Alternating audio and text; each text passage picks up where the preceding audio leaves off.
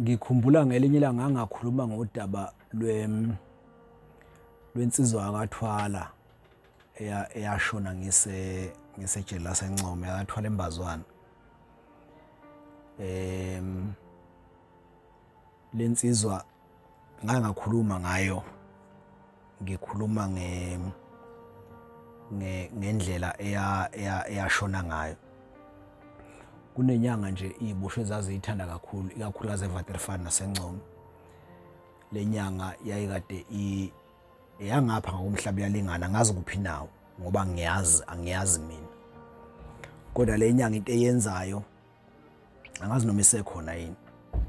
Into eyenzayo lenyanga uma ugwetshwe kakhulu ngapha kushuthi iyakuthwebula. Kushuthi iyakuthwebula. Uma ugwetshwe kakhulu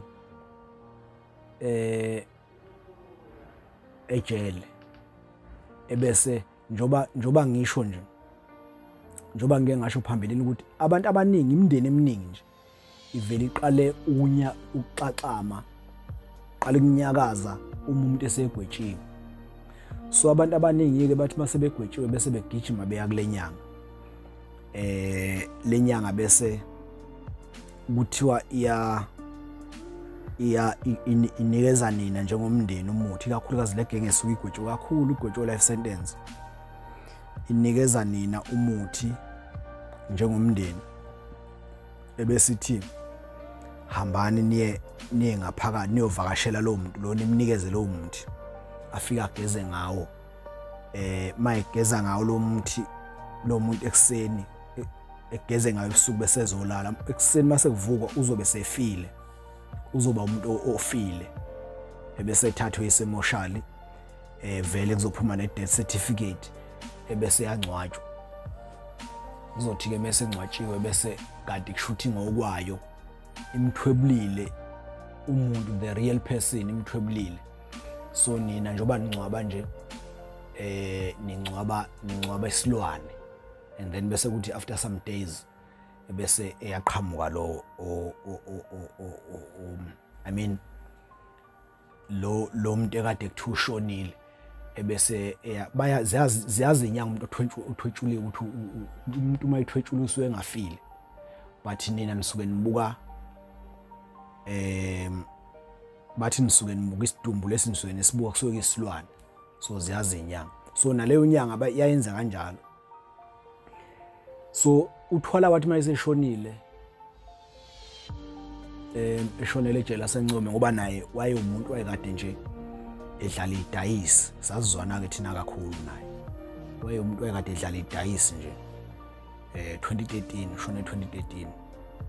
Waye umuntu wayekade edlala idayisi, idayisi ke selini ngaphakathi ejele edlala kuze kushaya u10 makucishwa nje bese kuya ngoba ngeke nisalibona phela. So bambone ebusuku uthwala ngabo 1-2 kanje yogeza shower wabuya wazolala. So ekseni mase kuvulwa ngo6 uthwala usethula useshonile, wathathwa ke wayiswe emotional. Bafika nje abakubo bazomlanda ngehlahla, ngiyakhumbula. Bafika eselini ngaphakathi bamthatha ngehlahla, ihlahla lomphafa, bakhuluma bahamba naye, babehamba namaphoyisa.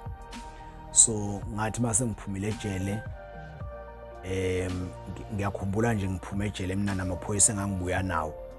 Ayilokhu sasikhuluma ngalo daba likathwala eshona amaphoyisa ukuthi anositshena phela makuthiwa uvukile ngoba indlela ashone ngayo ithi ayifane nendlela esetshenziswa yilenyanga le ekuthiwa ngapha kwamhlaba yalingana. So umuntu owenze njalo noma inyanga ekwazi ukwenza njalo, so isikumnika imkhuba ekwazi ukuyenza.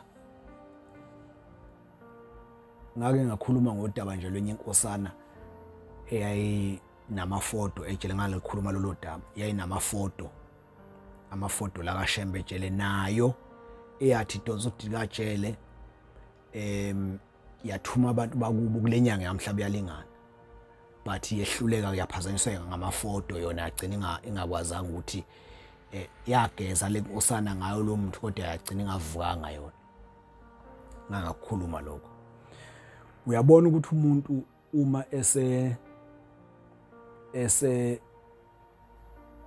esenkingeni ukuthi umukela noma yini, awucabange nje ukuthi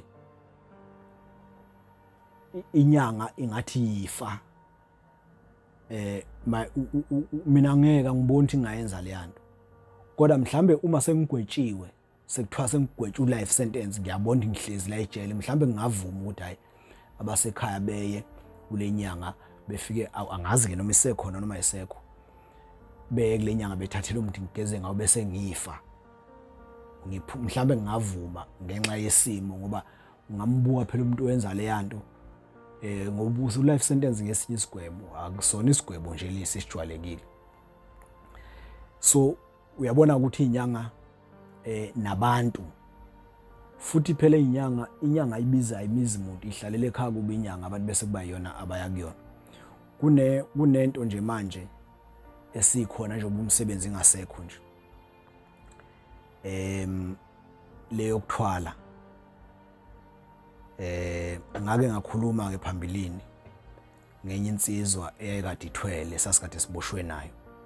Uyazi umuntu othwele mayeseshona ukuthi kwenzakalani noma eseboshwa kuyafana, kwenza into efanayo. Njengoba imisebenzi ingekho nezinga lemisebenzi likhomba ukuthi isimo semsebenzi nje asikazokulunga manje. Uthola ke insizwa seyithwala, zithwalela ukuceba. Abanye ke baye bethwale be right. Angazi noma ngizothi ukungeneliseki noma yini, uthola ukuthi umuntu uyothwala kodwa u-right empilweni, kusho ukuthi usefuna more. And u-aware ukuthi ukuthwala nje akuzi nama-chips nama-yogurt. Angaze ngithwale but ngiyazi ukuthi ukuthwala akuzi nama-sweet. There are sacrifice okufanele zibe khona uma uthwele. Abanye ke inkosi yami baye bethwale, uthola ukuthi umuntu uyothwala u-right, uya-afford into ey'ningi, uya-afford u-right, abesehamba yothwala. Isona esenzeke emva kwalapho isona ngoba into eningi esengiyiqaphelile ngokuthwala nje, ngithi angikhulume ngakho ngoba kukhona udaba engangakhuluma ngalo before, lwenye insizwa engangiboshwe nayo, eyayingixoxela nje kuba ukuthi isimo sabo ubaba wayo wayithwele. So emva kokushona kababa wayo isimo sasale senza sabanjani ukuze kube nayo iyaboshwa. So yayikade ikhala ngalokho, ikhala ngokuthi ubaba wayo ukuba akathwalanga ngabe mhlambe yona yagcina ingaboshiwe, ngoba into eyenza ukuthi igcine siyiboshwa ukuthi ubaba wayo wayithwele.